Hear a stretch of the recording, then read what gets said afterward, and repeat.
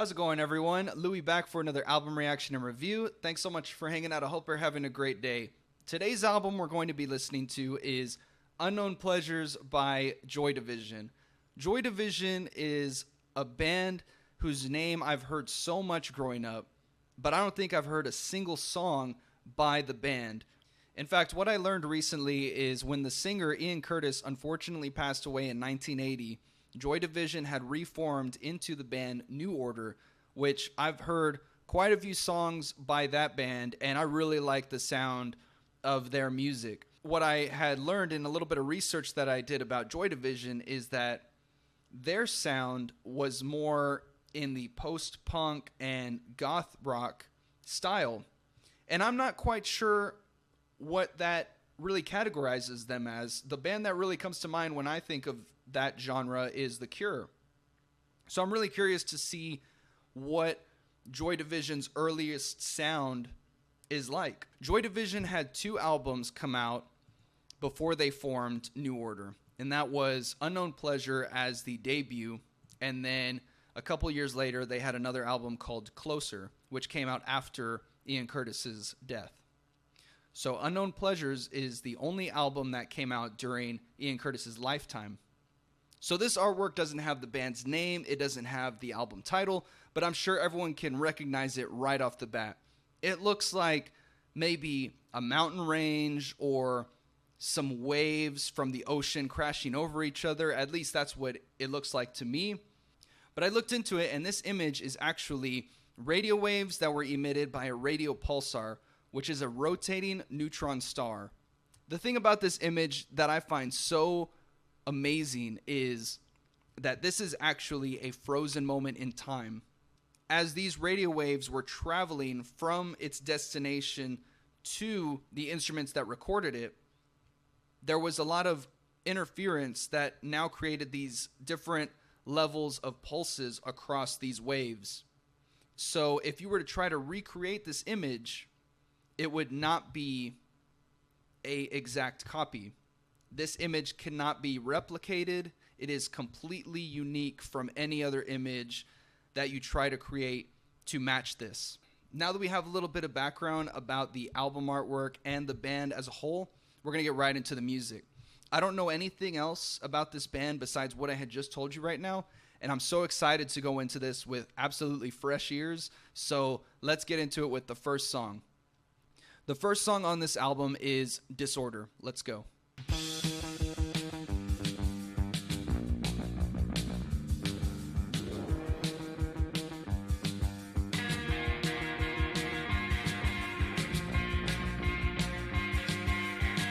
I've been waiting for a guy to come and take me by the hand.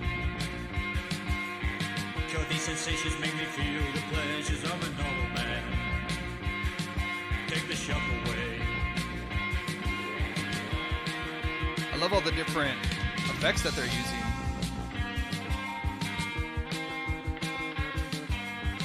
The instrumentation is very distinct, actually. The drums are very cutting. The guitar feels almost cosmic. It's getting faster, moving faster now, it's getting out of hand. On the 10th floor down the back stairs, into no man's land.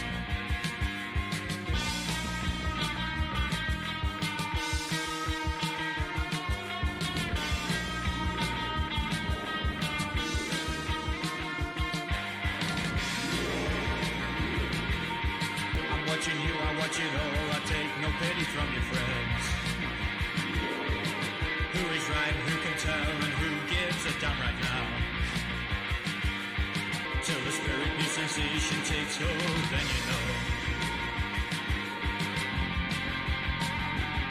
I got the spirit, but lose a feeling. I got the spirit, but lose a feeling.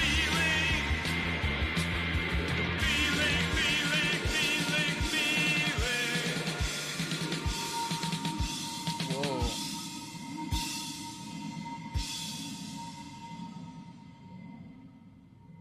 Very warbly at the end.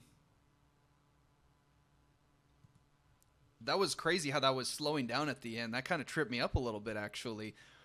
But right off the bat, I was getting a lot of different familiar sounds that I feel other bands had done during that time. I was getting a little bit of The Cure through that.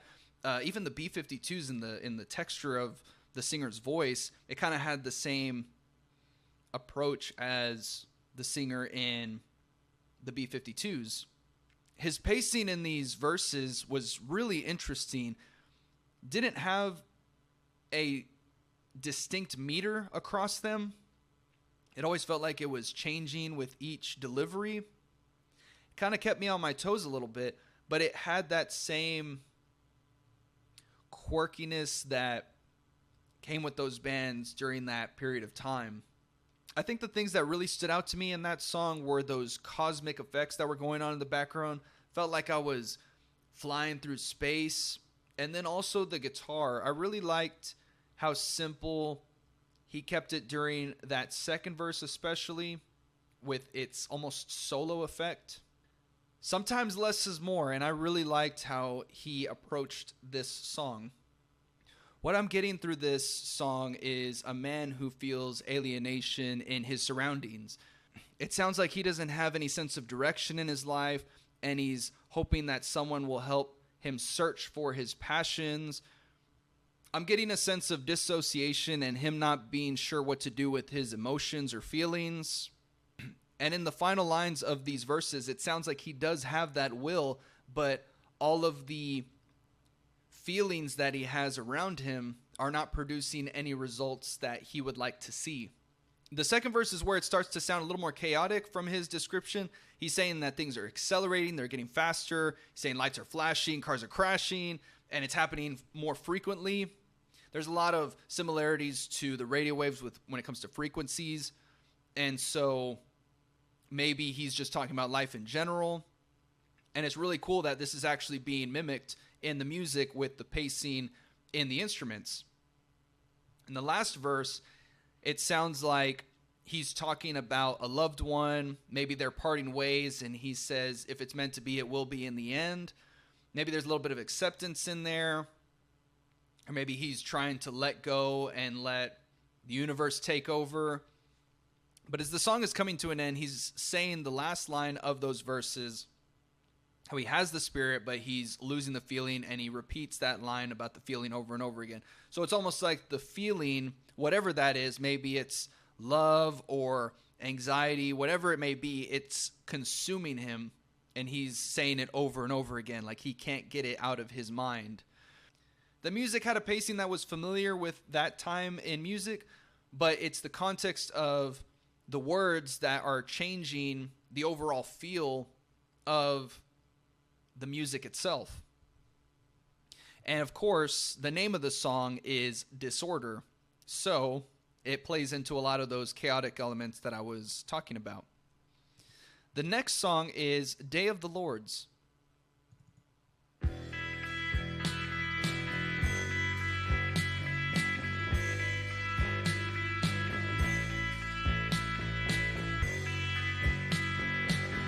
Sounds like some earlier stages of rock.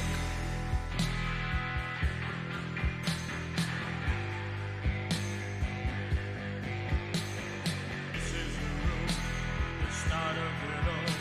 No portrait so black, only sheets on the walls. I've seen the nights filled with blood sport in vain, and the bodies obtained. The bodies obtained. Where will it end? Where will it end? Where will it end? Where will it end? I love how everything is subdued.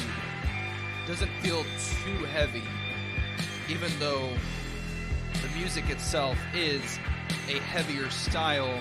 Easy your friends, the child of you, who goaded you on, demanded for proof, with Romanian's mark, and do you ride in, so distorted and thin, distorted and thin. Where will it end?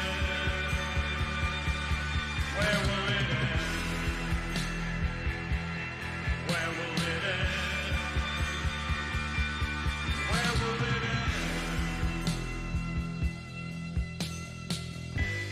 really like this progression that's happening. This is the room, the start of it all. From childhood through you, I remember it all. Watching the night. I love how he's changing up his approach. The bodies of tame, the bodies of tame, the bodies of tame. Where will it end? Where will it end? It sounds so grand, but the words just make it so much more grim.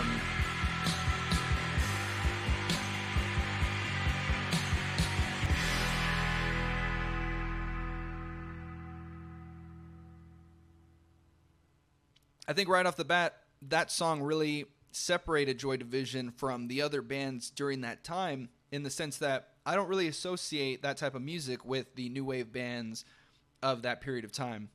First off, the words that he was saying in these verses was very dark and grim. It really painted a very vivid picture of what was potentially going on in these circumstances. That first verse really reminded me of the show Dexter, if anyone's familiar with it. If anyone has seen the show Dexter, you'll understand where I'm coming from. And this is a very grim image that I'm getting right now. The second verse feels like a departure from familiarity when it comes to what's going on in his life.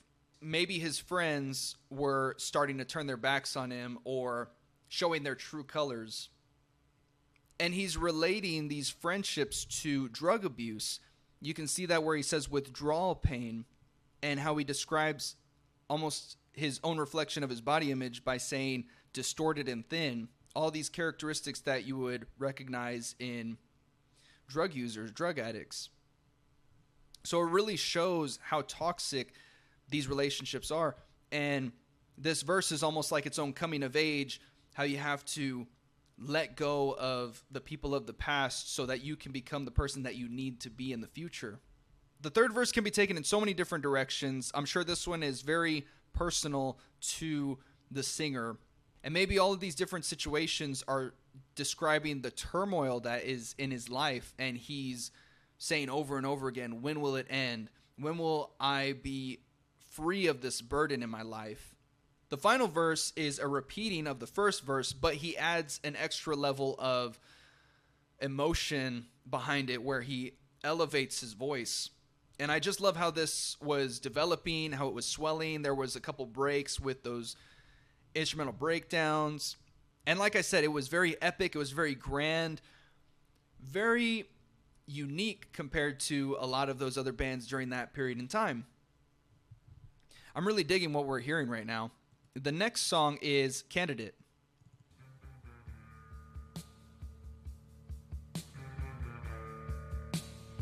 Oh man, I'm excited. Forced by the pressure, the territory's marred. No longer the pleasure. Oh, I've since lost the heart. Corrupted from memory, no longer the power. It's creeping up slowly. That last fatal hour.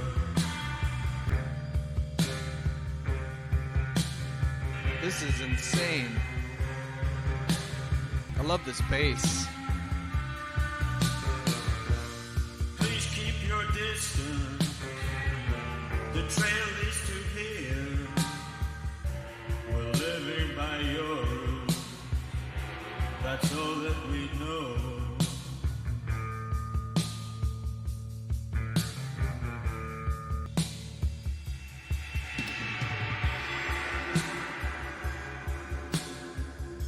I tried to get to you. I tried to get to you.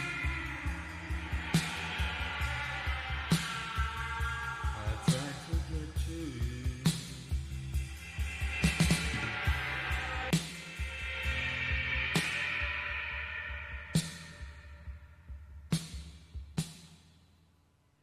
Oh, that's a crazy way to end it. That is another curveball musically. I liked how that was slowly fading in, and it sounded very underground, sounded very heavy musically. I love the guitar and the bass in this. The theme I'm getting from this song is dissociation from your feelings, like the previous songs, and twisting love into lust. You can see that right here where he says, no longer the pleasure, I've since lost the heart. So he has no more drive, he has no more passion, it's just lust. And he started out with saying the territory's marked, which is normally associated to dogs. So he's describing his feelings as very primal. There's no humanity behind it. As we go through the song, you can see that he's slowly sinking into that insanity, and he realizes how wrong he is in this relationship. And at the end of the song, you can see a sense of pride or envy coming through, where he is stating that they abandoned him and he feels like he deserves their attention, their presence. And it's insane how this is actually set up, because if you go from the last line back into the beginning, it's almost cyclical. And normally you would think that the end of this song would probably be where we start off, but it's actually where we end. The band's approach on these themes of love is so unlike anything I've ever heard. You can tell that there's a lot of toxicity and longing in these, but it's a very unhealthy love, and how it is being mimicked in the music is a very unique set of colors. Like I said before, it's very grim and it's very gloomy. The next song is Insight.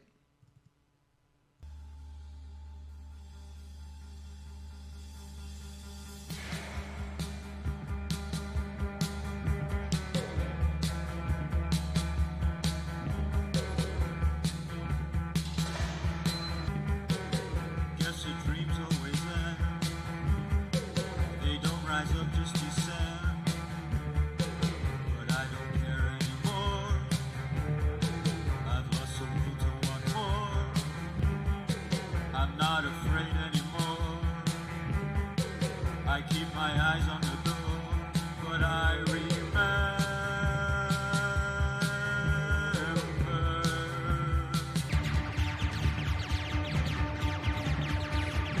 Like Gallagher or something. The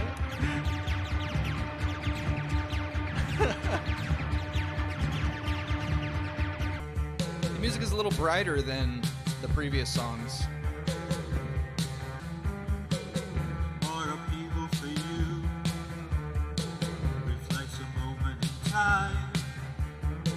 A special moment in time. I'm not afraid anymore. I'm not afraid anymore. I'm not afraid anymore. Oh, I'm not afraid anymore. Same thing as before, playing into that cosmic theme across some of these songs. Really plays back into that image of the album.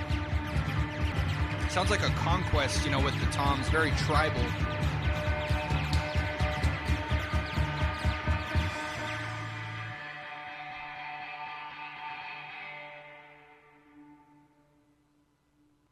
An interesting switch up musically with this one. Kind of has the same themes as we heard in the previous songs, where there is that craving and longing in a relationship. But he's also showing his descent further and further, where he's giving up his control. But I don't think it's a necessarily positive way he's handling this.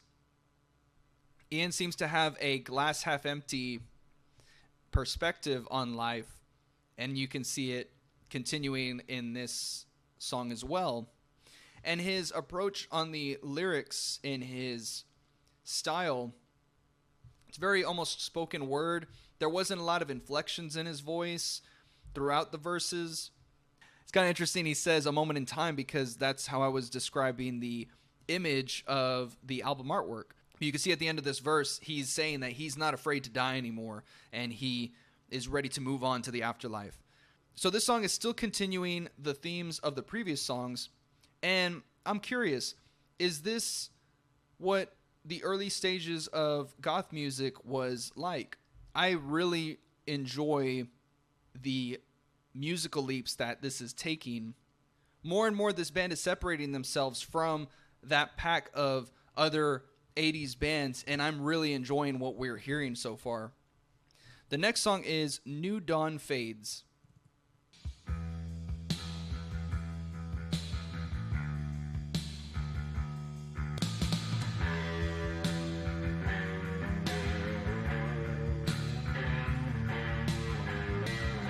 Feels very Black Sabbath almost.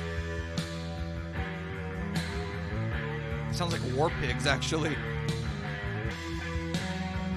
I don't know if I agree with the drums.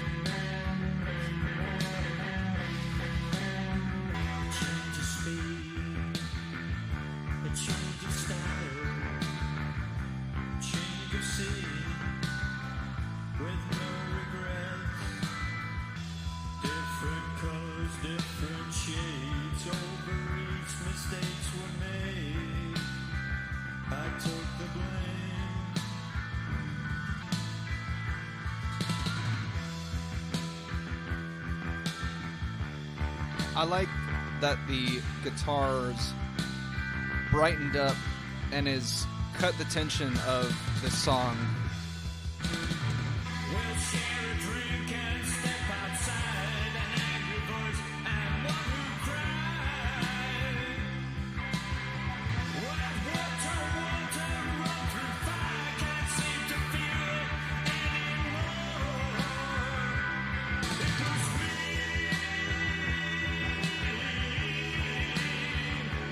waiting for me,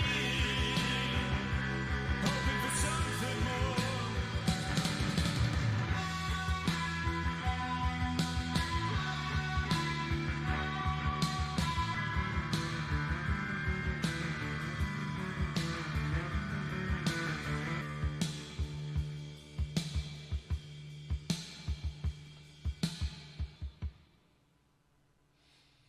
I love how they're ending these songs every single time with the instruments.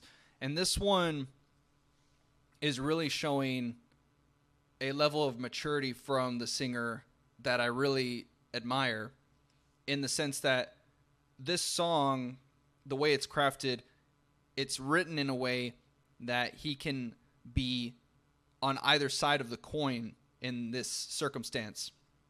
What I was getting from the beginning of this song is a person who has departed from a previous lover and is now linking back up with them and describing how now that they've gone on their separate ways, they are going on different paths in their life, and he is now approaching this person and realizing what was so bad or toxic about that situation.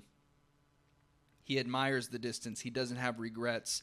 And he realizes that both parties have to own their mistakes. And he is saying that he was the one at fault in this circumstance. Whether he was or not, he took the blame. Directionless, so plain to see. Maybe he's talking about himself, or maybe he's talking about the other person. A loaded gun won't set you free, so you say. So they're either talking about suicide or murder. And either way, he's trying to show that he is the bigger person in this situation. And while I really enjoy the first verse, I think he really steps it up in the second, where he's describing the circumstance when they finally met back up. We'll share a drink and step outside, an angry voice and one who cried. So he can be either one in this situation. I'm going to go with the one who cried, the one who was maybe more invested in the relationship. And she is the angry voice. Maybe in this circumstance, he's no longer the one who cried. He was the one who cried, and she's the one who is pissed that he's not taking her back. He is now matured. He's grown and evolved in his time away from her, and he is okay with walking away. The next lines, "We'll give you everything and more. The strain's too much, can't take much more."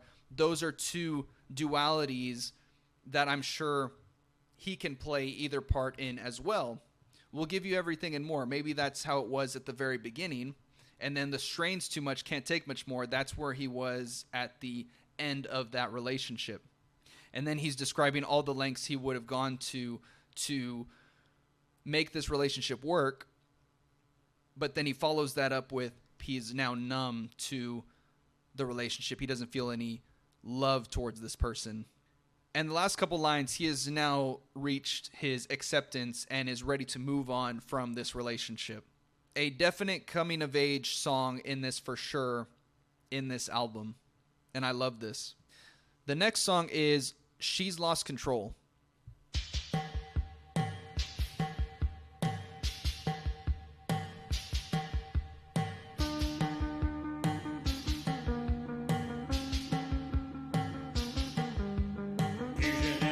It says it all. She's lost control, and she's clinging to the nearest passerby. She's lost control. I like this guitar.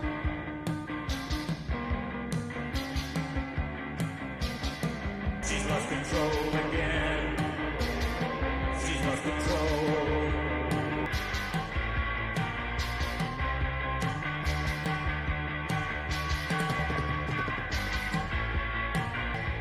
Noticing the percussion in this.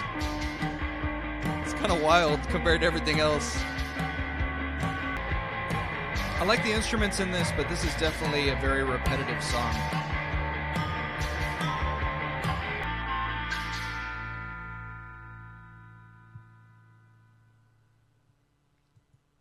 Yeah, I liked the instruments in that one, and I can appreciate it for what the message is saying from the previous songs.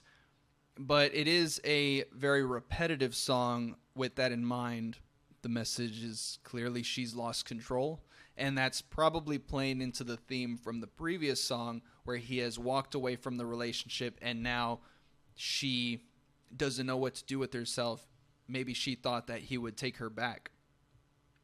And she's either trying to find love from somebody else and she's not receiving the same type of love that she was getting, or she's just outright going into her own sense of insanity. Right here, he says, she seized up on the floor and I thought she died. Maybe she is going through some sort of withdrawal of her own, whether that be some sort of addiction or just got locked up in her anxiety. Maybe she had a panic attack or something. I don't know. But at the same time, he could also be drawing her as the bad person in this because of how he stated everything else in the songs prior to that. So, I don't know. We're gonna have to take this with a grain of salt. So, the next song is Shadowplay.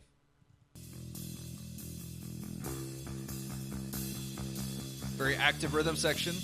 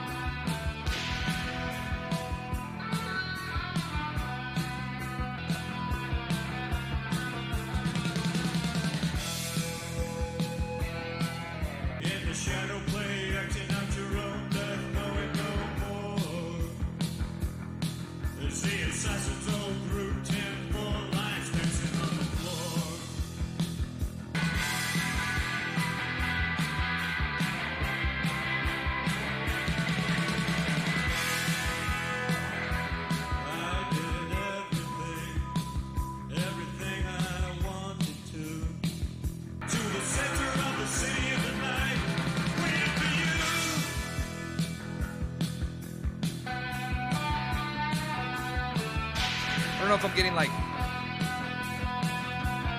Billy Idol vibes. Just love how driving this is. It's a very triumphant song.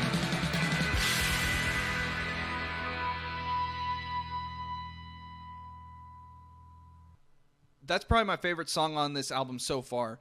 And I really like his imagery in that first verse, especially. When you put yourself in his place for every one of these scenarios, you can understand the amount of emotion that he feels for this person. This could be 100 different roads to the center of the city, and he's waiting, looking in every direction for them. He's searching the entire ocean for this person. And then at the very end, he says he found the truth. So he never found that person, or they never came back, but he found the truth in their absence, and he's now moving on. The second verse seems to have its own double meaning to it, but I'm not quite sure of the context. If anyone has some thoughts on what this may actually mean, I'd love to hear about it. I felt like I was getting a little bit of Billy Idol vibes in this, like Rebel Yell era, but of course, that came much later than this album, so that's more of a connection I'm trying to make with familiar sounds than anything. But I love this song, and this is my favorite on the album. The next song is Wilderness.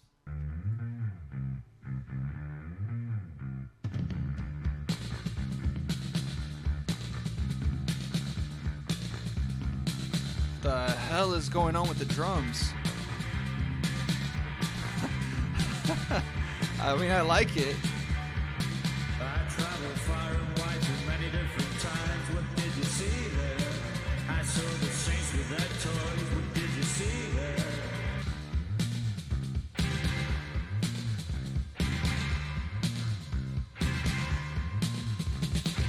I traveled far and wide through prisons of the cross. What did you see there? The power and glory of sin. What did you see there? The blood of Christ on their skins.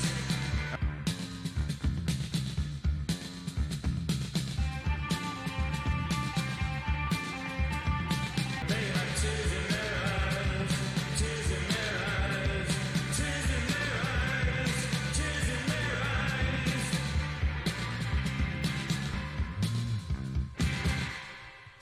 Wow. I actually really enjoyed that. It sounds like he's throwing jabs at the church, which feels so taboo for that time in music. I traveled far and wide through many different times, wondering if he's just talking metaphorically or different things that he's seen around him or through his travels. I saw the saints with their toys. I saw all knowledge destroyed. Maybe he's seen different things in society taint these religious teachings that are so widely known. But then we get to the second verse, and that's where it really starts to become eye-opening. I traveled far and wide through prisons of the cross. To me, it's like he's describing it as the cross is holding these people hostage. He's seeing the temptation and enticement of sin, and then later on he says the blood of Christ on their skins.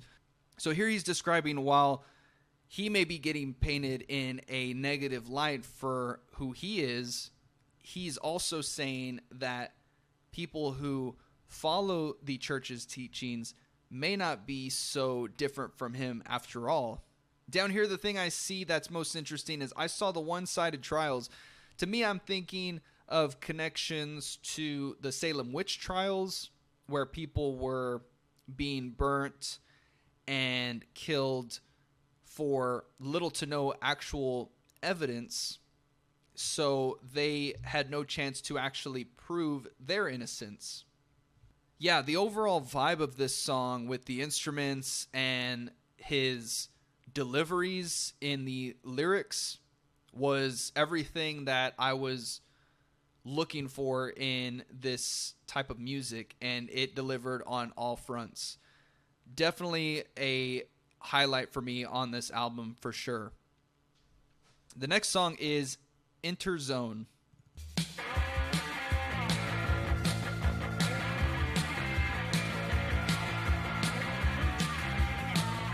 Very fast-paced.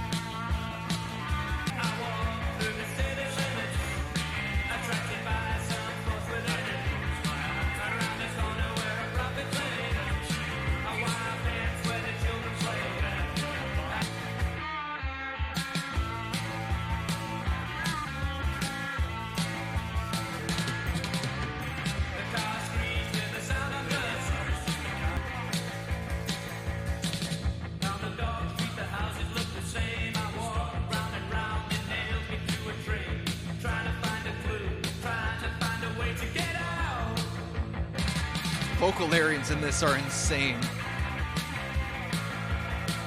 I can't imagine trying to hear this without the words right in front of me.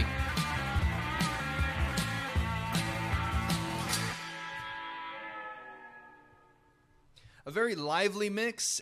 Yeah, I'm reading these words and it is really dark, but I have no context to what's actually happening. It sounds like they're staking out someone's house or place that they're staying to try to kill them. And right here, he mentions she'd had a room to stay, so maybe he's talking about one of the girls from the previous songs. Yeah, this song had a lot of tension and anxiety to it. I'm glad that I had the words in front of me because the layering of this was so stacked on top of each other. And I could see some early roots of what eventually became modern emo punk, similar to what we heard in My Chemical Romance with their vocal layering. I really like this, and I gotta say, now that we're almost to the end of the album, this sound has been a really nice palate cleanser to everything else that we've heard on the channel, and I really like the overall style and emotion that this is giving me. And Ian's responses to some of these scenarios can be relatable. Of course, he's going a little bit over the edge in some of these scenarios, but some of these coming-of-age songs can also be inspirational or motivational for your own journeys in your life. So the final song is I Remember Nothing.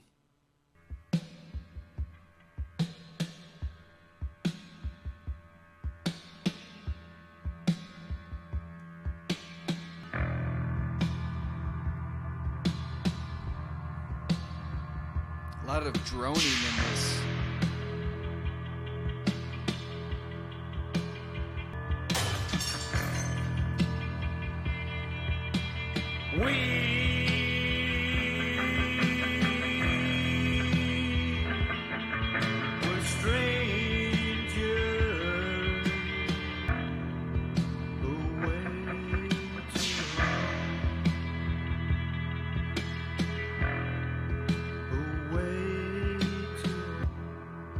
Those deliveries are eerie.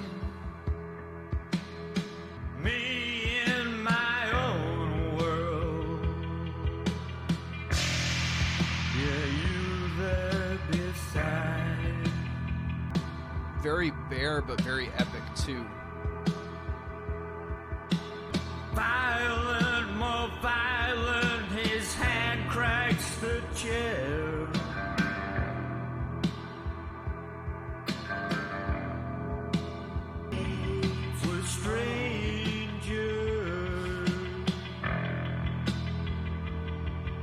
Sounds like you're in like an abandoned mansion or a house and there's just like lightning everywhere.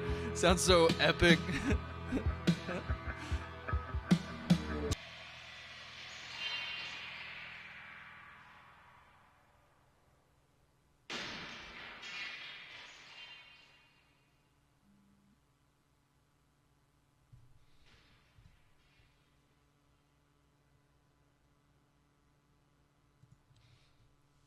You know, I gotta say, my whole image of Joy Division has been completely flipped upside down. Given the album artwork, the fact that they became New Order, I was thinking, oh, this band is probably, a brighter, more flamboyant band with a lot of synths and all that. No, this is no, this is way different than what I was expecting. This is a style of music that I am not very exposed to, but it's that familiarity that I am getting across this to other bands that is really making me appreciate this so much more. I'd mentioned it a couple times before, but I was getting some Black Sabbath or Ozzy flares. I was getting some Billy Idol in this also. The B-52s with Ian's voice, that was another surprise to me, actually. But this is something completely different across the board with the instruments and Ian's voice and his inflections, his pacing across this entire album. This song had a lot of delayed deliveries from Ian. They felt like they went on and dragged on a little bit longer than they probably needed to, but it's all of the emotion that comes with those deliveries that really makes this song. And like I was saying with those effects in the background, it felt very transporting with all of those effects and the simplicity of the instruments, how they were spaced out across this song. A very grand song, and it seems like he's talking about the departure from that partner that he had and maybe revisiting that partner again later, but still showing all of that anger and frustration that there was in the relationship coming to light with this meeting, and how he describes how far apart they are in his own way is very telling of the emotions that are being felt with this space that is now between them. What an insane display, in the sense that when this album came out and it is still relatable to this day. I can totally see why Joy Division as a band and this album are as respected as they are. This was a really eye-opening experience, and I have a lot of favorites on this album, actually. I think my favorite songs as of right now are Day of the Lords, Candidate, New Dawn Fades, Shadowplay, and Wilderness. Let me know if y'all have any feedback about this review or this album and what your favorite song is from Joy Division. We're going to be continuing February with more albums about love. Clearly this was a toxic album, but thanks for checking this video out, and I'll see y'all in the next one. Thanks.